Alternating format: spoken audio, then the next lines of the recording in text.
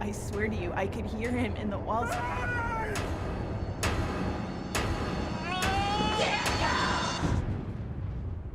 Absentia is a 2011 horror movie directed by Mike Flanagan. This is Mike Flanagan's first film that actually got a release, wasn't like a student film or anything like that. And this is our new series where we do a deep dive on directors, actors, movie franchises. And for the first season of this, we are choosing Mike Flanagan. This is a director that has caught both of our attention, as well as a lot of other horror fans over the past decade or so. I love everything he's done for the most part. I've seen a lot of his stuff. I watched a couple new things for this. Absentia is one of them. I'm excited to get into it. I find it funny. Mike Flanagan was born in Salem, Massachusetts. Isn't that like a big horror Yeah. type thing? He worked on TV for like ESPN and Discovery for like a couple of years. He's a fascinating guy. Yeah, I think he's the perfect choice for the first season of this series that we're going to do because for multiple reasons. First of all, we both kind of started following him at the same time with Haunting of Hill House, where I didn't know who he was when I watched that show, but I loved the show. And then the following year, he released Doctor Sleep, and I was like, oh, it's the guy who made Hill House. I'll go see it, and I loved that. And that's really when I started realizing, who Mike Flanagan was in his previous works. But in addition to that, he's made a ton of stuff that I actually hadn't seen yet before this series, even though I love a lot of his stuff. The movie we're talking about today is a perfect example. I'd never seen or heard of, and I got to not only watch it, but do some research and do a lot of learning about it that was really cool and fun. And we're also both big horror fans, so this is kind of a good way to get some horror content into the channel, which we've talked a little bit about before, but it'll be really fun. Almost all of his stuff, if not all of it, is some type of horror, whether it's psychological or more thriller or something. So throughout the next few months in this first season, we'll just be going through all of his movies and TV shows that he's directed. 2011 Absentia. That was his first feature, right? Yeah, he made like student films numbers of years before this that were feature length, but this was the first actual film that I think got like a release and all that type of Gotcha. stuff. I think I saw your notes. It was crowdfunded? Yeah, so what they ended up doing was, because Mike Flanagan kind of made this movie just like with the people around him. It's like one of those. His girlfriend Courtney Bell, who he was dating at the time, who's the main star in the movie, Trisha, and it's just some friends of his brother's also in the movie, and they did a Kickstarter. But this was back in 2010, so Kickstarter was not what it is now. Now you have Chris Stuckman raising over $1 million to make a horror movie on Kickstarter, right? Which, is also awesome, by the way. Yeah. But this is back when Kickstarter is just getting started, and their goal was 15,000. Now, they ended up hitting that. They made some, like, really funny, viral, kind of like PSAs about the Kickstarter you can find on YouTube. I'm about to join the elite sorority of horror heroines. So I want to do everything I can from now until when the film is released to make myself synonymous with heroine. That was actually a lot of fun, and it was really surprising. And with the extra money we've raised on Kickstarter, we'll be able to afford things like a professional makeup artist and some really terrific exterior locations. And special effects. They actually ended up raising over $25,000, which ended up being about a third of the total budget of the film. Yeah, that was the fun thing about watching this movie. Nothing felt overly professional. It felt like we were dealing with new actors and a new filmmaker, and knowing what we know about Flanagan now, and you can see like, oh, I see he likes this. I see he likes this kind of stuff, and how he slowly like breaks that stuff down and puts it in his future stuff as well. You can tell what those Flanagan-esque things are, and it's neat to see like such an established filmmaker today just go at it with like one of his first ones. To actually jump into the movie itself, what'd you think of it? I liked it a lot. 90 minutes. Loved it. But yeah, I was hooked throughout the entire way. I love the premise. There's like this tunnel where it's like people disappeared. I saw like some ghosts. Yeah, I really liked it as well. As a matter of fact, I did not expect to like it as much as I did. I went in with very low expectations, knowing that this is an independent film that was low budget, and that doesn't necessarily mean it's going to be bad, but they had never made any movies before, and I was genuinely surprised by how good the movie was. One thing I also found was very interesting was that Mike Flanagan not only directed it and wrote it, but also edited the entire film. And this is what made me start to look into it and realize he edited all three of the movies that we're going to be talking about, his first three that we're going to be talking about, he edited all of them in addition to directing and writing them. Huh. And I had no idea. And this film in particular was edited with Final Cut Pro. Final Cut Pro. Classic. Holy shit. Which is what we use. So it's just so funny thinking like this program that I'm using to edit YouTube videos, films are being made with it. I never think about it that way. sky's the limit. My Sky- computer would probably explode if I tried to put this much, edit a whole movie on Oh my it. god! It was all filmed in his apartment, right, for the most part. Yeah, his actual home. Yeah. We shot in my apartment, which I never would like to do again. We had a very small crew. I think our skeleton crew was 8 people, but we had everything just shoved into this this 4-room space. The costumes and the equipment and the crew just kind of all piled on top of each other in these tiny spaces that had to be rotated and moved depending on what room we were shooting in. That part where the tunnel is, that's like probably right next to his apartment, isn't it? I lived across the street from this tunnel for years and thought it was creepy and deserved, could be a great backdrop for a horror film. I didn't know what that film was. The atmospheric stuff, he just has it. He's always had that, where it's like, it's not the stuff you see, it's the build up to it. It's like, oh, what's down this long tunnel? And you really don't see anything. You hear stuff, and like this long dragging shots where it's like, I was almost like, is something gonna happen? Like I was getting like super anxious watching it. So, like the build up was so like, and the silence was so loud. I'm just like, that's the good stuff right there. And there's also other good stuff like realistic type things like overlapping dialogue. I always appreciate that because that's very hard to do. It's either 2 different conversations are happening at once with like 4 people, or like 2 people are like realistically so excited talking to each other they're talking over each other at the end of their sentences. Like little things like that.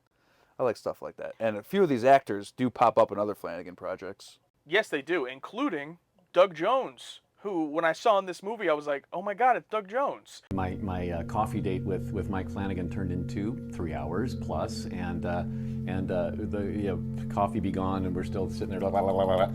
And so that kind of connection is somebody you want to keep in your life. So doing this movie was a no-brainer. Now I want to do all of his movies. My favorite thing about this movie, which is my favorite thing about a lot of Flanagan stuff, is that horror is used as an element rather than the payoff. So, like, there are horror things in this. Obviously, you have this tunnel where people are disappearing and some kind of creature is pulling people into this tunnel. But it's really, in my opinion, what I took from it is about these characters all having some type of vice or something that they're trying to get over. And this tunnel, to me, represents, like, you trying to get over that thing, but it, a lot of times people can't. Like, if you have some type of vice or trauma, it's very hard to get over that. And the horror in this movie is just used to display that visually on screen, and it's done very well, and you can not even think about that underlying metaphor and still enjoy it. But I instantly picked up on Mike Flanagan's characters are almost always some type of trauma filled or damaged, Yeah. or they're always dealing with something Drug on addicts. top of this supernatural force. I saw your eyes. You were orbiting the apartment. Where is it? Fuck do you think? No, look. I saw it. You hallucinated it. I saw it. Jesus, are you just believing that I'm tragedy for one evening without Callie's guided acid trip, right? The pregnant woman. Trisha. Yeah, Trisha. That was Mike Flanagan's Girlfriend at the time, and she was pregnant with his baby was in that real life. Oh, that's great. It was such a small, intimate cast and crew that are like family now. And they're like Rigby's family, too. That's why I think this movie feels kind of special. Like, I don't know, it reminds me of making movies with, we used to make, skits and stuff growing up with our friends, forcing them to do stuff. So it kind of reminds me of that, but it's just cool how it feels very genuine. Like we're going to go out and make a movie. Like, it doesn't feel corporate. It doesn't feel like we're doing this to make money. We're making a movie. We're having fun making a movie. One of the plot points of the movie that I liked, and a lot of movies try to do this but fail, is how they go back and forth between the perspective of this supernatural thing that's happening versus the police and the cops' perspective of what's probably actually happening. Is what I've seen actually what happened? You're not sure. Yeah, they spend a good amount of time bargaining between those two characters. Like, oh, well, this could have happened because she liked to talk about how she liked to do this. And they show clips of possible outcomes. It shows both sides. Where we're like, oh, maybe which one did happen. So I would definitely say, if you haven't seen Absentia, definitely go seek it out. I watch it for free on Amazon Prime. So if you have Prime, you can watch it there. But even if you don't, you have to rent it. Actually, it might even also just be on YouTube in full. So if you're watching this, you can just go watch it. It on YouTube. I think it is. I think I YouTube searched it just to I don't know, see something, and I saw the full movie on there. I'm like, huh. Yeah, and it's definitely not a pity it's his first film, keep that in mind. No, it's a good movie just on its own. Yeah. And then just knowing all the background stuff just makes it cooler, but I definitely recommend it. All right, so we're gonna spoil the movie now. So go watch it if you want to, and then come like this video so you can come back and watch the rest of it. But why does Mike Flanagan always have to kill almost everyone in all of his movies? I thought maybe his first movie won't happen. Nope, everyone dies. Everybody dies. Everybody dies. There's no hope. And what a bleak ending. We'll get to that. But I think one of my favorite scenes that really hooked me into this movie was the opening flyer scene.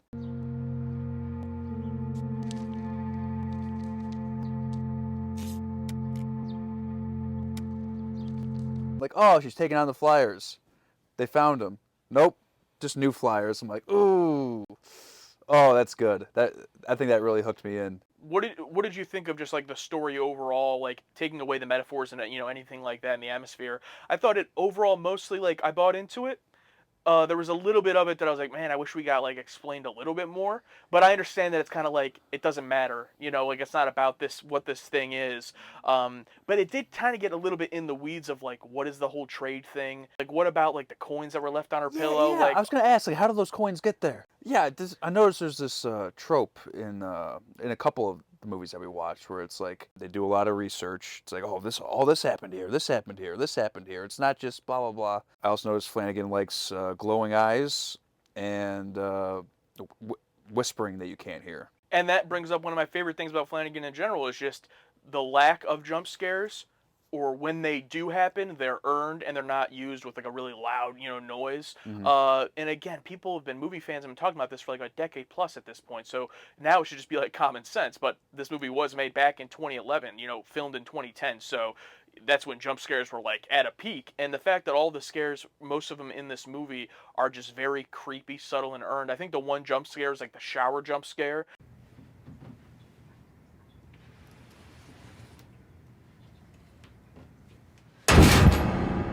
That's like the one, and it was effective. That's like the one jump scare I remember. The rest of it is just creepy, atmospheric, seeing stuff, which that'll pick up, as the movies go on for sure. Okay, so we first see Doug Jones, and we see him in there. He's like, "You can see me," and it's like, it gives it away a little bit. Because my favorite reveal of because the entire time, Trisha, the main character, is seeing apparitions of her dead husband, like in the background. It's like, oh, and she's trying to heal through the grieving process. She's doing like Buddhist monk meditation, and she finally gets over it. She's going out on a date with a guy, and leading up to it, you see the apparition. She's like, "Nope, you're not there."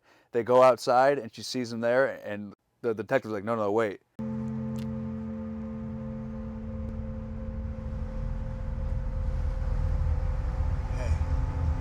And he's actually there. I was like, "What? What?" Oh, like, it blew my mind. I was like, I haven't had an excited moment like that watching a film in so long. Because it baited you. It's like, oh, she's seeing that. But when he was actually there, it was like, ah. But I feel like if Doug Jones never said, "Can you see me?" that moment would have hit even harder. Yes, that reveal was amazing, and it's so well done with like her like ignoring it, and then the detective being the one that's like, "Wait a minute," and seeing him, and then the slow realization that he's actually there, and then he collapses on the ground. That was and the timing is so great, like you said, right when she's going out on this date, publicly. It's finally over it. She's like right before that is the meditation scene where like she blocks it out, like he's gone. It's like. Pacing-wise, it was also done really well because you're kind of wrapping up all of these stories from the first half of this movie. This reveal happens smack dab in the middle of the movie. It's like at 41 minutes of this hour and a half long movie. And I remember when that happened, I'm like, holy shit, it's like we're starting a new movie. It's like it reset the pace and the tone, and that really helped the second half because I was wondering in the first half, like, how much more can you do? And then adding that one element completely flips the whole story and you're reinvested. I like this movie a lot. I'm definitely going to probably make some people watch it. One last little detail is a Easter egg for the next movie. The next movie we're going to be talking about is Oculus, and the mirror from Oculus is actually in this movie. Her psychologist, he has the Oculus mirror hanging up on his wall. And Mike Flanagan actually made a short, Oculus Chapter 3, which is it was like a half-hour short of Oculus that he then eventually made into that feature film, and that was in 2006. So he had already obviously knew what the Oculus story was when he put it in this first feature movie, and Mike Flanagan does that a lot with little Easter eggs where something will pop up in one movie and it becomes its own thing 5+ years later. So like the Annabelle thing, but better. Exactly.